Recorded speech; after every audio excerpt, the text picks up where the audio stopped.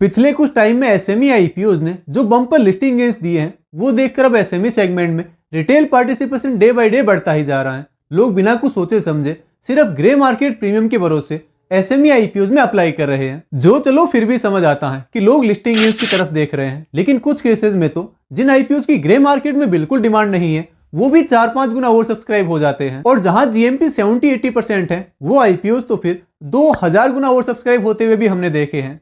यानी कि कंपनी को तो चाहिए बस 10 करोड़ रुपए, लेकिन हम लोग उसे ऑफर करते हैं 20,000 करोड़ रुपए। ये सच में एकदम अलग ही लेवल का क्रेज है। वैसे इसमें हमारा ज्यादा कोई फॉल्ट है भी नहीं, जब आजकल हर दूसरा एसएमई आईपीओ 90% के प्रीमियम पर लिस्ट हो रहा है, बस 4 दिन में लोगों के पैसे डबल हो रहे हैं, तो भले इसमें अलॉटमेंट मिलना काफी टफ है, लेकिन ट्राई करना तो बनता है। पर एसएमई आईपीओज का इतना क्रेज सेबी को हजम नहीं हो रहा और होना भी नहीं चाहिए, क्योंकि एसएमई कंपनीज को उतना रेगुलेट नहीं किया जाता तो ज्यादा इंफॉर्मेशन हमारे पास नहीं होती, हम इनमें ज्यादा कुछ एनालाइज नहीं कर सकते, तो यहाँ पब्लिक को मैनिपुलेट करना आसान है। तो ऐसे में कुछ कंपनीज और स्पेशली कंपनी के प्रमोटर्स एसएमई आईपीओज में हमारे इस क्रेज को डायरेक्टली या इनडायरेक्टली अपने फेवर में यूज कर सकते हैं। और दूसरा, फिर जब भी लोग आईपीओज की तरफ ज्यादा इंक्लाइन होते हैं तो सेकेंडरी मार्केट में लिक्विडिटी कम होने लगती है, क्योंकि फिर लोग आईपीओज में अप्लाई करने के लिए लिक्विड कैश अपने पास रखना शुरू कर देते हैं। यानी डायरेक्ट स्टॉक्स में इन्वेस्टमेंट कम हो जाता है। और उससे भी खराब तो तब है जब सिर्फ आईपीओज के लिए लोग अपने ऑलरेडी इन्वेस्टेड अमाउंट को भी मार्केट से विड्रॉ करने लगते हैं। हालांकि आई डोंट थिंक अभी ऐसी कुछ सिचुएशन है, बट नियर फ्यूचर ऐसा हो सकता है। और पहला जो पॉइंट मैंने आपको बताया था मैनिपुलेशन वाला, वो तो बहुत ही इंपॉर्टेंट है। तो इन्हीं सबको टैकल करने के लिए सेबी ने अभी एक हफ्ते पहले ही एसएमई सेगमेंट के आईपीओज के लिए कुछ नए रूल्स इंट्रोड्यूस किए हैं, ताकि एसएमई आईपीओज में थोड़ी ट्रांसपेरेंसी आए और हम लोग भी एक्स्ट्रा केयरफुल हो सके।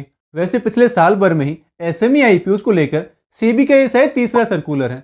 यानी कि एसएमई आईपीओज का इतना पॉपुलर होना कहीं ना कहीं सेबी के लिए भी कंसर्न बनता जा रहा है। हालांकि इस बार इन्होंने जो भी चेंजेस किए हैं उनमें से मोस्टली तो आईपीओ लेने वाली कंपनीज के फ्रंट पर है, लेकिन एक पॉइंट ऐसा है जो हमारे लिए बहुत इंपॉर्टेंट है, और वो है एसएमई आईपीओज में एचएनआई कैटेगरी के अलॉटमेंट को लेकर, जो पहले थोड़ा कॉम्प्लिकेटेड था लेकिन अब बिल्कुल सिंप्लीफाइड कर दिया गया है, और ये हमारे लिए काफी बेनिफिशियल हो सकता है। तो इसके बारे में तो हम डिटेल में बात करेंगे ही, लेकिन उससे पहले एसएमई सेगमेंट में और क्या चेंजेस हुए हैं वो मैं आपको बता देता हूं। तो देखिए, सबसे पहला चेंज तो है क्राइटेरिया को लेकर। अब एक एसएमई कंपनी अपना आईपीओ तभी ला सकती है जब उसने पिछले 3 में से एटलीस्ट 2 सालों में कम से कम 1 करोड़ रुपए या इससे ज्यादा का ऑपरेटिंग प्रॉफिट अर्न किया हो। ध्यान रहे, यहाँ नेट प्रॉफिट की बात नहीं हो रही, बल्कि ऑपरेटिंग प्रॉफिट की बात है। ऑपरेटिंग प्रॉफिट में से इंटरेस्ट, डेप्रिसिएशन और टैक्स वगैरह पे करने के बाद हमें नेट प्रॉफिट मिलता है। तो यहाँ ये है कि इन सब खर्चों से पहले कंपनी ने अपनी ऑपरेटिंग एक्टिविटीज से पिछले 3 में से कम 2 सालों में 1 करोड़ रुपए या इससे ज्यादा का ऑपरेटिंग प्रॉफिट अर्न किया हो, तभी वो आईपीओ लाने के लिए एलिजिबल होगी। तो इससे ये होगा कि जो मीडियोकर कंपनीज हैं जो अपने एबिटा लेवल पर ही लॉस में है, वो पब्लिक को अपने शेयर्स ऑफर नहीं कर पाएगी। आईपीओ के थ्रू फंड रेज करने से पहले उन्हें अपने फाइनेंशियल्स को इंप्रूव करना होगा। दूसरा नया रूल ये है कि कंपनी को अपना डीआरएचपी यानी कि ड्राफ्ट रेड हेरिंग प्रोस्पेक्टस, जिसमें कंपनी के बिजनेस और फाइनेंशियल्स के अलावा आईपीओ की भी कुछ इंपॉर्टेंट डिटेल्स होती है, वो आईपीओ की ओपनिंग डेट से 21 दिन पहले पब्लिक के लिए रिलीज करना होगा, ताकि लोग डीआरएचपी को स्टडी करके उस आईपीओ लेने वाली कंपनी के बारे में और अच्छे से जान पाए। और इसके बारे में कंपनीज को एक प्रॉपर स्कैनेबल क्यूआर कोड के साथ न्यूज़पेपर्स के थ्रू भी इन्फॉर्म करना होगा। नेक्स्ट जो पॉइंट है वो एक्चुअली में एक काफी अच्छा स्टेप है। अब किसी भी एसएमई आईपीओ में टोटल इश्यू साइज का 20% से ज्यादा ओएफएस नहीं हो सकता। ओएफएस यानी कि ऑफर फॉर सेल, जिसमें कंपनी के प्रमोटर्स ही अपनी होल्डिंग सेल करते हैं और वो पैसा भी उन्हीं के पास जाता है, ना कि कंपनी के पास। तो अब एक एसएमई आईपीओ एटलीस्ट 80% तो फ्रेश इश्यू होना जरूरी है। यानी कि उस आईपीओ में टोटल जितना फंड रेज होगा उसमें कम से कम 80% अमाउंट कंपनी के पास जाना चाहिए, जो कि फर्दर कंपनी की ग्रोथ में काम में आ सके। वरना बहुत बार तो कंपनी के प्रमोटर्स ही आईपीओ के नाम पर अपने ओवरवैल्यूड शेयर्स ऑफलोड करते हैं और कंपनी को ज्यादा कुछ मिलता ही नहीं है। लेकिन अब इस नए रूल के बाद एसएमई आईपीओ में ये खेल नहीं होगा। और इसमें भी सेबी ने यह कह के और 4 चांद लगा दिए कि इस 20% वाले ब्रैकेट में भी शेयर होल्डर्स अपनी 50% से ज्यादा होल्डिंग सेल नहीं कर सकते। जैसे अगर कोई आईपीओ से पहले 20 करोड़ रुपीज के शेयर्स होल्ड करता है, तो फिर वो कंपनी की आईपीओ में हाईएस्ट 10 करोड़ रुपीज के शेयर्स ही सेल कर पाएगा। और उसके लिए भी आईपीओ की total issue size 50 crore rupees होना जरूरी है, क्योंकि तभी फिर उसका 20% यानी कि 10 करोड़ रुपीज के शेयर्स ओएफएस में सेल होंगे। वैसे इस पॉइंट में अगर आपको कुछ भी कंफ्यूजन है तो आई विल सजेस्ट कि आप ये पार्ट रिवाइंड करके दोबारा देख लीजिए। अब हम वीडियो में आगे बात करें उससे पहले दोस्तों, हम लोग 20,000 सब्सक्राइबर्स के बहुत नजदीक हैं। तो अगर आपने अब तक इस चैनल को सब्सक्राइब नहीं किया है तो सब्सक्राइब जरूर कर लें, और अगर ये वीडियो आपको अच्छा लग रहा है तो इसे लाइक भी कर दें। नेक्स्ट पॉइंट है प्रमोटर्स के बारे में। सेबी ने प्रमोटर्स के लिए एक लॉक इन पीरियड डिसाइड किया है। देखिए, जब भी कोई कंपनी अपना आईपीओ लाकर मार्केट में लिस्ट होती है तो लिस्टिंग के टाइम पर एटलीस्ट 20% होल्डिंग प्रमोटर्स के पास होनी चाहिए, जिसे एमपीसी यानी कि मिनिमम प्रमोटर्स कंट्रीब्यूशन कहते हैं। हाँ, लिस्टिंग के बाद प्रमोटर चाहे तो अपनी होल्डिंग सेल कर सकते हैं, लेकिन लिस्टिंग के टाइम पर ये एमपीसी का क्राइटेरिया मेंटेन करना जरूरी है। अब इस बार सेबी ने यह कहा है कि एक एसएमई कंपनी की लिस्टिंग के बाद एमपीसी से ऊपर प्रमोटर्स की जितने भी होल्डिंग है उसका 50% तो अगले 1 साल तक और रिमेनिंग 50% तो अगले 2 साल तक सेल नहीं कर सकते। जैसे मान लो 1 जनवरी 2025 को एक एसएमई कंपनी की लिस्टिंग होती है जिसमें एमपीसी के ऊपर प्रमोटर्स के पास 200 करोड़ रुपीस की होल्डिंग है, तो अब से नए रूल्स के अकॉर्डिंग इन 200 करोड़ रुपीस में से प्रमोटर्स अपने 100 करोड़ रुपीस के शेयर्स तो 1 जनवरी 2026 तक सेल नहीं कर पाएंगे और बचे हुए 100 करोड़ रुपीस के शेयर्स 1 जनवरी 2027 तक सेल नहीं कर पाएंगे। तो अब ये नहीं होगा कि आईपीओ से पैसा उठाने के बाद प्रमोटर्स फटाफट कंपनी से एग्जिट कर लेंगे, बल्कि उन्हें कंपनी को और भी अच्छे से मैनेज करना होगा, क्योंकि एटलीस्ट अगले 2 साल तक तो कंपनी की परफॉर्मेंस में उनका भी इंटरेस्ट इन्वॉल्व रहेगा। तो प्रमोटर्स के लिए ये जो नया लॉक इन पीरियड सेबी ने इंट्रोड्यूस किया है, ये अब शायद प्रमोटर्स के मिसबिहेव को काफी हद तक रोक देगा। नेक्स्ट पॉइंट है आईपीओ फंड के यूटिलाइजेशन को लेकर। पहले इस पर कोई एक्सप्लेनेशन नहीं था, कंपनी जैसे चाहे वैसे इस अमाउंट को यूज कर सकती थी, लेकिन फिर इसका मिसयूज भी बहुत होता था। जैसे अगर किसी प्रमोटर ने अपनी पर्सनल कैपेसिटी से कंपनी को लोन दे रखा है या अपने किसी दूसरी कंपनी से लोन दिया है, तो आईपीओ के पैसों से वो सबसे पहले उस लोन का रिपेमेंट करते हैं। यानी आईपीओ में पैसा लिया तो कंपनी के नाम से, पर अल्टीमेटली वो गया प्रमोटर्स के पास।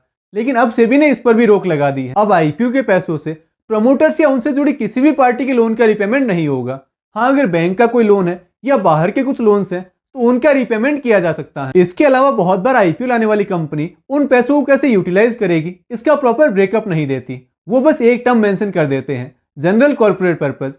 तो इससे हमें ये सही आइडिया नहीं मिल पाता कि कंपनी इन पैसों को कहाँ इन्वेस्ट करेगी, उससे क्या आउटकम मिलेगा और कंपनी में क्या इंप्रूवमेंट होगा। लेकिन यहाँ भी सेबी ने हमारी प्रॉब्लम थोड़ी कम की है। अब एक एसएमई कंपनी अपनी टोटल इश्यू साइज का 15% या फिर 10 करोड़ रुपीज, जो भी कम होगा, बस उतना ही अमाउंट जनरल कॉर्पोरेट पर्पस में एलोकेट कर सकती है। इसके अलावा पूरा ब्रेकअप उन्हें देना होगा कि वो कहाँ कितना अमाउंट यूज करने वाले हैं। जैसे अगर 50 करोड़ रुपए का एक आईपीओ है तो वो हाईएस्ट 7.5 करोड़ रुपए ही जनरल कॉर्पोरेट पर्पस में शो कर पाएंगे, और अगर वहीं आईपीओ 100 करोड़ रुपीज का है तो 15% भले 15 करोड़ रुपीज होता है, लेकिन जनरल कॉर्पोरेट पर्पस में company max to max 10 crore rupees ही अलॉट कर पाएगी, क्योंकि ये अब हाईएस्ट लिमिट है। तो ये तो कुछ ऐसे चेंजेस हैं जो आईपीओ लाने वाली कंपनी को ध्यान में रखने होंगे। लेकिन एक जो पॉइंट मैंने आपको स्टार्टिंग में बताया था एसएमई में एचएनआई कैटेगरी का, वो हमारे लिए काफी इंपॉर्टेंट है, क्योंकि देखिए अब तक यहाँ एचएनआई कैटेगरी में प्रोपोर्शनेट बेसिस पर ही अलॉटमेंट होता था, यानी जो ज्यादा शेयर्स के लिए अप्लाई करेगा उसे अलॉटमेंट मिलने के चांसेस भी ज्यादा होंगे। तो इसलिए लोगों ने यहाँ वहां से लोन ले लेकर एसएमई आईपीओज में अप्लाई करना शुरू कर दिया। तो इसी कारण से पिछले कुछ टाइम में एसएमई आईपीओज बहुत ज्यादा ओवर सब्सक्राइब होने लगे। ये चीज पहले मेन बोर्ड आईपीओज में भी होती थी, क्योंकि पहले वहां भी एचएनआई कैटेगरी में प्रोपोर्शनेट बेसिस पर ही अलॉटमेंट मिलता था। लेकिन इवेंचुअली सेबी ने इस चीज को रियलाइज किया और प्रोपोर्शनेट बेसिस को हटाकर ड्रॉ सिस्टम लागू किया, और अब फाइनली वही सेम चीज इन्होंने एसएमई आईपीओज में भी रेप्लिकेट की है। यानी कि अब से एसएमई आईपीओज की एचएनआई कैटेगरी में भी लॉटरी बेसिस पर ही अलॉटमेंट होगा। रिटेल में तो पहले ही लॉटरी सिस्टम पर था और अब एचएनआई में भी है। तो ये हम लोगों के लिए बहुत बेनिफिशियल है जो करोड़ों रुपए की एप्लीकेशन नहीं लगा सकते, क्योंकि आपको पता है कि एसएमई आईपीओज में 2 लाख से ऊपर की सारी एप्लीकेशंस को एचएनआई कैटेगरी में ही काउंट किया जाता है। तो अब हम चाहे 2 लाख रुपए की एप्लीकेशन लगाएं या 2 करोड़ की, हमें अलॉटमेंट मिलने के चांसेस एकदम इक्वल रहेंगे। तो अभी एसएमई आईपीओज को जो भर भर के ओवर सब्सक्रिप्शन मिल रहा है वो अब शायद कम हो जाएगा, क्योंकि अब ज्यादा एप्लीकेशन अमाउंट से भी अलॉटमेंट चांसेस इंक्रीज नहीं होंगे। अलॉटमेंट प्रोसेस अब बहुत ही सिंपल है। एक एसएमई आईपीओ में हम चाहे रिटेल कैटेगरी में अप्लाई करें या एचएनआई में, हमें लॉटरी बेसिस पर ही अलॉटमेंट मिलेगा। कोई कॉम्प्लिकेटेड कैलकुलेशन अब हमें नहीं करनी है। तो दोस्तों, एसएमई सेगमेंट में ये कुछ नए रूल सेबी ने इंट्रोड्यूस किए हैं जो होपफुली एसएमई आईपीओज की क्रेडिबिलिटी बढ़ाएंगे और रिस्क थोड़ा कम करेंगे। साथ ही जो मैनिपुलेशन होता है, जो फॉल्स नंबर कई बार प्रेजेंट किए जाते हैं या प्रमोटर्स लूप फॉल्स का जो बेनिफिट लेते हैं, वो अब शायद उतना इजीली नहीं हो पाएगा। हालांकि अभी भी एसएमई सेगमेंट एक काफी रिस्की फील्ड है। किसी भी एसएमई आईपीओ में अप्लाई करने से पहले अपना ड्यू डिलिजेंस जरूर कर लें। वैसे सेबी के नए रूल्स को आप किस वे में देखते हैं, अपनी राय नीचे कमेंट बॉक्स में जरूर बताएं। और अगर आपको आज का वीडियो पसंद आया है, इससे कुछ नया सीखने को मिला है, तो आप इस वीडियो को लाइक कर दें और चैनल को सब्सक्राइब जरूर कर लें, ताकि आपको आगे भी ऐसे ही और वीडियोस मिलते रहें। साथ ही आईपीओ मार्केट की रेगुलर अपडेट्स के लिए आप मेरा टेलीग्राम चैनल ज्वाइन करना ना भूलें। इसका लिंक नीचे डिस्क्रिप्शन बॉक्स में दिया हुआ है। और हाँ, अगर हमें कोई एसएमई आईपीओ अलॉट हो जाए तो उसे कैसे सेल किया जाता है, इसके अराउंड बहुत कंफ्यूजन है। तो अगर आपको ये पूरा प्रोसेस लाइव देखना है तो आप मेरा ये वाला वीडियो देख सकते हैं। हमारी फिर मुलाकात होगी अगले वीडियो में, तब तक के लिए गुड बाय।